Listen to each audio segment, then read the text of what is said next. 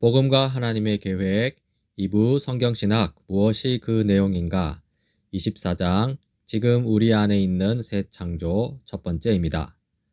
간추린 성경 역사 신약 성경의 서신들입니다. 복음이 이방인들의 사회로 침투해 들어가자 거기서 사도들의 메시지에 도전하는 수많은 철학들과 비기독교적인 사상들을 만나게 됩니다. 신약 성경의 서신들은 구약시대 하나님의 백성에게 이방의 사상들을 받아들이라는 모종의 압력이 존재했는데 그것이 여전히 신약 교회들에게도 위협거리가 된다는 사실을 보여줍니다. 그러나 기독교의 가르침에 정말로 위험이 되는 것은 이 가르침에 대한 정면 공격이 아니라 오히려 기독교의 사상들을 교묘하게 왜곡시키는 것입니다. 문제를 일으키는 사람들 중에 유대주의자들이 있었는데 이들은 복음에다가 유대인의 율법 준수를 덧붙였습니다. 영지주의자들 또한 헬라의 철학과 종교적인 요소들을 가지고 복음을 왜곡시켰습니다. 하나님의 구원 전략입니다. 이 구원을 시간의 세 측면으로 살펴볼 수 있는데요. 먼저 과거의 구원입니다. 이미 일어난 일이죠. 그리스도께서 우리를 위해 행하신 완전하고 이미 완성된 사역을 가리키는 것이고요. 예수 그리스도의 성육신, 공생애, 십자가 죽으심, 부활하심 등의 구속사역을 가리키는 것입니다. 이 칭의가 과거에 이루어진 일이고요. 이 칭의는 하나님께서 우리를 받아들이시는 근거가 됩니다. 이 구약과의 관계로 보자면 이 구약의 약속들이 우리를 위해 이미 성취되었다는 것이죠. 우리는 이미 칭의, 즉 의롭다 하심을 받은 존재입니다. 다음으로 현재의 구원입니다. 이미와 아직 사이에 있는 이 지금을 가리키는 것이죠. 우리 안에서 행하시는 성령님의 지속적인 사역을 가리키는 것이고요. 우리 안에서 성령님은 성경과 교회를 통해 복음을 우리의 삶에 적용시키며 우리를 더욱더 그리스도의 형상에 일치하도록 만들고 계십니다. 여기서 성화가 나오죠. 성화는 지금 현재 이루어지는 일이고요. 성화는 하나님께서 우리를 받아들이신 결과가 됩니다. 우리를 받아들이신 결과, 지금 여기서 우리가 점차 거룩해져 가는 것이죠. 구약과의 관계로 보자면 구약의 약속들이 지금 여기 우리 안에서 성취되고 있다는 것입니다. 마지막으로 미래의 구원입니다. 아직 이루어지지 않은 미래를 가리키죠. 우리 안에서 진행되고 있는 우리 존재의 완전한 회복이 완료되고 만물이 완전히 새롭게 되는 완성을 가리키는 것입니다. 이 영화는 미래 어느 날 예수님 재림 때 이루어질 일이고요. 하나님께서 우리를 받아들이신 최종 결과가 됩니다. 그때가 오면 우리는 영광스러운 부활체를 입고 완전한 존재가 되는 것이죠. 이 구약과의 관계로 보자면 구약의 약속들이 우리를 포함한 모든 창조 세계 안에서 미래 어느 날 성취될 예정이라는 것입니다. 이러한 하나님의 구원의 목적은요, 하나님과 만물의 관계, 그리고 만물들 사이의 관계를 회복시키는 것입니다. 하나님께서 베푸시는 사랑의 관계를 모든 관계 가운데 완전히 회복시키는 것이죠. 그렇게 함으로써 하나님의 통치가 온전히 나타나고요. 비로소 만물이 참된 샬롬을 누리게 되는 것입니다. 이 구원의 방법 및 전략을 살펴보자면요. 4단계로 살펴볼 수 있습니다. 먼저 첫 번째 단계, 예수 그리스도입니다. 예수 그리스도의 사역을 통해 구원 곧 관계 회복의 이 객관적인 근거를 완전하게 마련하신 것이죠. 십자가에서 속죄 제물 및 화목 제물이 되신 예수 그리스도를 통해 이루어진 일입니다. 에베소서 1장과 요한일서 2장입니다. 우리는 이 아들 안에서 하나님의 풍성한 은혜를 따라 그의 피로 구속, 곧 죄 용서를 받게 되었습니다. 그는 우리 죄를 위한 화목 제물이시니 우리 죄만 위한 것이 아니라 온 세상을 위한 것입니다. 다음으로 두 번째 단계, 성령님과 믿음입니다. 이 하나님께서 성령님을 통하여 자기 백성들에게 믿음을 주시고요. 그 믿음을 통하여 자기 백성을 그리스도에게로 연합시키죠. 그렇게 해서 그리스도 안에 있는 완전한 공로의 유익을 자기 백성들이 누리게 하시는 것입니다. 에베소서 1장 17절 18절입니다. 우리 주 예수 그리스도의 하나님이신 영광의 아버지께서 지혜와 계시의 영, 곧 성령을 여러분에게 주셔서 하나님을 알게 하시고 여러분의 마음의 눈을 밝혀주셔서 하나님의 부르심에 속한 소망이 무엇이며 성도들에게 베푸시는 하나님의 영광스러운 상속이 얼마나 풍성한지를 여러분이 알게 되기를 바랍니다. 다음으로 세 번째 단계, 교회입니다. 하나님께서는 자기 백성이 그리스도 안에 있는 것으로 간주하시고요.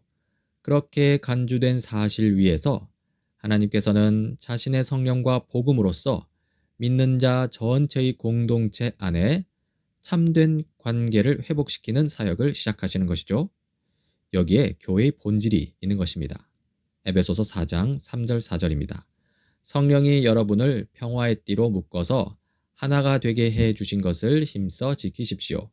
그리스도의 몸도 하나요, 성령도 하나입니다. 이와 같이 여러분도 부르심을 받았을 때 그 부르심의 목표인 소망도 하나였습니다. 그리고 마지막 네 번째 단계, 만물의 완성입니다. 이 그리스도께서 영광 중에 재림하실 때 모든 창조 세계 안에 드디어 구원의 대완성이 이루어지게 된다는 것입니다. 에베소서 1장과 요한계시록 22장입니다. 하나님의 계획은 때가 차면 하늘과 땅에 있는 모든 것을 그리스도 안에서 그분을 머리로 하여 통일시키는 것입니다. 다시 저주를 받을 일이라고는 아무것도 그 도성에 없을 것입니다. 하나님과 어린 양의 보좌가 도성 안에 있고 그의 종들이 그를 예배하며 하나님의 얼굴을 뵐 것입니다. 그들의 이마에는 그의 이름이 적혀 있고 다시는 밤이 없고 등불이나 햇빛이 필요 없습니다. 그것은 주 하나님께서 그들을 비추시기 때문입니다. 그들은 영원 무궁하도록 다스릴 것입니다. 이제 그리스도와 신자의 연합을 좀 살펴보고자 하는데요. 먼저 복음과 삶의 관계를 보자면요. 여기서 복음에 해당하는 것은 우리를 위해 행하신 그리스도의 사역입니다. 예수님께서 우리를 위해 해주신 일이 복음이라는 것이죠. 여기서 칭의, 은혜가 나오고요. 그리고 삶에 해당하는 것은 우리 안에서 성령님을 통하여 행하는 그리스도의 사역입니다. 그러니까 성령께서 인도하시는 삶이라는 것이죠. 성화, 율법, 선행이 삶과 연관이 됩니다. 이 복음과 삶의 관계에 관한 이 몇 가지 다른 표현들을 살펴보자면요. 이 복음과 율법의 관계라고 할 수도 있고 또 칭의와 성화의 관계라고 할 수도 있고 또 은혜와 선행의 관계로 볼 수도 있습니다. 다음으로 이 복음과 삶의 바른 관계를 보자면요. 그리스도인다운 삶은 이 복음으로부터 걸어 나와서 이 복음을 뒷방에 모셔다 두기만 하는 것이 아닙니다. 도리어 복음에 의해서 복음과 함께 걷는 것입니다. 이 그리스도인들이 삶에서 문제가 발생하는 근본적인 원인이 있습니다. 이 그리스도인답게 살지 못하는 이유는요. 복음을 삶의 이러저러한 측면에서 적용하는데 실패했기 때문입니다. 이 복음을 뒷방에만 모셔둔 결과라는 것이죠. 그렇다면 그리스도인이 겪는 삶의 문제를 위한 이 근본적인 해결책은 무엇일까요? 이 그리스도인답게 살기 위한 근본적인 방법은요. 우리의 사고와 행동의 중심에 복음이 있도록 이 복음의 자리를 회복시키는 것입니다. 복음을 뒷방에서 빼내와서 복음을 늘 품고 사는 것이죠. 그리하여 늘 복음과 함께 걷는 것입니다. 이 복음과 삶의 바른 관계에 대한 신약 성경의 언급이 있습니다. 이 베드로는요. 그리스도에게로 나아오는 것은 살아있는 돌들로서 새 성전으로 세워지는 것이며 새로운 이스라엘에 속하는 것이라고 말합니다. 이 베드로전서 2장 4절부터입니다. 주님께 나아오십시오. 그는 사람에게는 버림을 받으셨으나 하나님께는 택하심을 받은 살아있는 귀한 돌입니다. 살아있는 돌과 같은 존재로서 여러분도 집 짓는 데 사용되어 신령한 집이 됩니다. 여러분은 택하심을 받은 족속이요 왕과 같은 제사장들이요 거룩한 민족이요 하나님의 소유가 된 백성입니다. 그래서 여러분을 어둠에서 불러내어 자기의 놀라운 빛 가운데로 인도하신 분의 업적을 여러분이 선포하는 것입니다. 그리고 요한은요, 이 그리스도를 믿는 것과 그리스도를 통해 얻는 영생을 강조합니다. 요한복음 20장 31절입니다. 그런데 여기에 이것이나마 기록한 목적은 여러분으로 하여금 예수가 그리스도요 하나님의 아들이심을 믿게 하고 또 그렇게 믿어서 그의 이름으로 생명을 얻게 하려는 것이다. 그리고 바울은요, 그리스도와 신자와의 연합에 초점을 맞추는데요. 이 부분은 뒤에서 좀 더 자세히 살펴보고자 합니다. 이 바울이 초점을 두는 바 그리스도와 신자의 연합에 대한 바른 이해부터 보자면요. 이 예수님을 삶의 모범으로만 취급해서는 안 됩니다. 기독교의 본질을 예수님을 삶의 모범으로 삼아 예수님의 교훈, 예수님의 가르침을 내가 따르는 것으로만 생각하는 것은 큰 오해입니다. 이러한 오해는요, 우리가 우리의 선행으로서 하늘에 이르는 길을 개척할 수 있다는 잘못된 사고에 이르게 되고요. 결국 이것은 그리스도를 떠나서 사는 삶일 뿐입니다. 예수님은요, 단순히 삶의 모범이실 뿐만이 아니라 무엇보다 가장 우선적으로 신앙의 대상이십니다. 이 기독교의 본질은요, 예수 그리스도께서 우리를 위해 하신 일, 그러니까 예수 그리스도의 공생애, 십자가 죽으심, 부활하심, 여기에 있습니다. 우리는 예수 그리스도께서 우리를 위해 하신 일에 근거하는 것이죠. 즉, 그런 일들을 하신 예수 그리스도를 믿는 믿음 안에 서 있어야 하는 것이죠. 그 믿음 안에서 예수 그리스도의 가르침에 따라 사는 것입니다. 예수님을 좀 위대한 인간 선생으로 따르는 것만으로는 부족합니다. 예수님을 우리를 위해 죽으시고 부활하신 하나님의 아들로 믿어야 합니다. 이것이 바로 그리스도 안에서 그리스도와 함께 사는 삶이고요. 여기에 바로 그리스도와 신자의 연합이 담겨 있습니다. 그리고 이신칭에 관한 이 바울의 논박과 주장을 좀 보자면요. 먼저 논박이죠.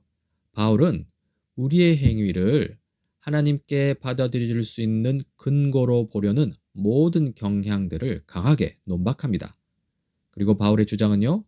하나님께서 우리를 위해 예수 그리스도의 삶과 죽으심과 부활하심을 통해서 하나님께서 이미 행하신 것만이 우리가 하나님께 받아들여질 수 있는 유일한 근거라는 것입니다.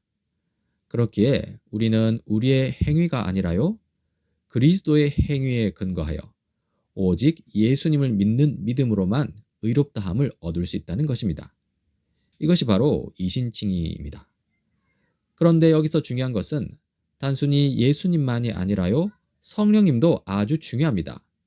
성령님이 주시는 믿음, 그 믿음을 통한 그리스도와의 연합이라는 것이죠. 신자는요, 성령이 주시는 믿음을 통하여 예수 그리스도와의 연합에 들어갑니다.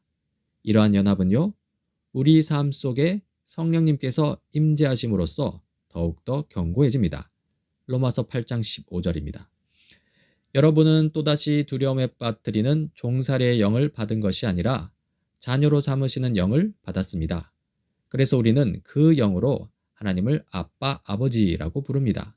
바로 그때 그 성령이 우리의 영과 함께 우리가 하나님의 자녀임을 증언하십니다. 자녀이면 상속자이기도 합니다.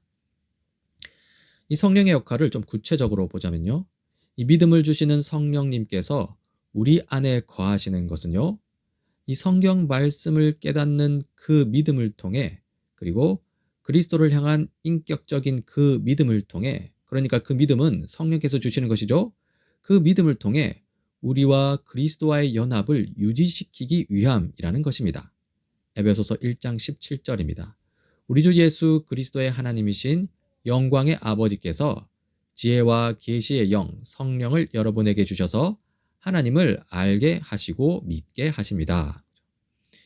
이렇게 그리스도와의 연합에서 신자가 얻는 유익이 있습니다. 이 그리스도와의 연합 가운데 그리스도의 공로와 완전하심이 우리에게 적용되고요. 그 결과 하나님의 참 아들이신 그분께 속한 이 속죄와 부활, 영생의 유익이 우리에게도 속하게 된다는 것이죠. 그리하여 신자는 그리스도 안에서 새로운 창조물이 됩니다. 고린도후서 5장 17절입니다. 누구든지 그리스도 안에 있으면 그는 새로운 피조물입니다. 옛것은 지나갔습니다. 보십시오. 새 것이 되었습니다. 한편 그리스도와의 연합을 하나님 나라와 연관시켜서 볼 수도 있습니다.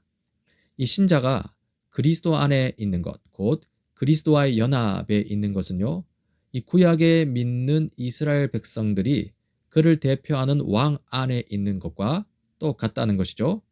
즉, 그리스도 안에 있다는 것은요, 왕이신 그리스도의 통치 아래에 있다는 것인 바, 그리스도와의 연합은 곧 하나님 나라를 의미한다는 것입니다. 이 그리스도와 신자의 연합에 대한 바울 신학의 목적도 살펴볼 필요가 있는데요. 이 오직 믿음으로만 칭의를 받으려면 믿는 자가 경건한 삶을 살아야 한다는 거짓된 사상을 깨트리는 것이 바울 신학의 목적 중에 하나라는 것이죠. 이 앞서 말한 이러한 거짓된 사상은요, 이 인간의 경건한 삶이라는 또 다른 공로를 내세우고요, 그렇게 함으로써 오직 믿음으로만 칭의를 받는다는 이신칭의의 가르침 가운데 오직을 제외시켜 버립니다. 이로써 이신칭의를 거부하는 데 이르고 만다는 것이죠. 중요한 것은요, 인간의 많은 행위가 아니라 그리스도의 행위, 그리스도의 공로라는 것입니다. 정리합시다. 신자들입니다. 신자들은 성령이 주시는 믿음으로써 그리스도에게 연합됩니다. 이것은 하나님께서 신자들에게 완전한 인간이신 그리스도에게 속한 모든 것, 이 속죄, 부활, 영생 등을 귀속시키는 방식에 의한 연합입니다.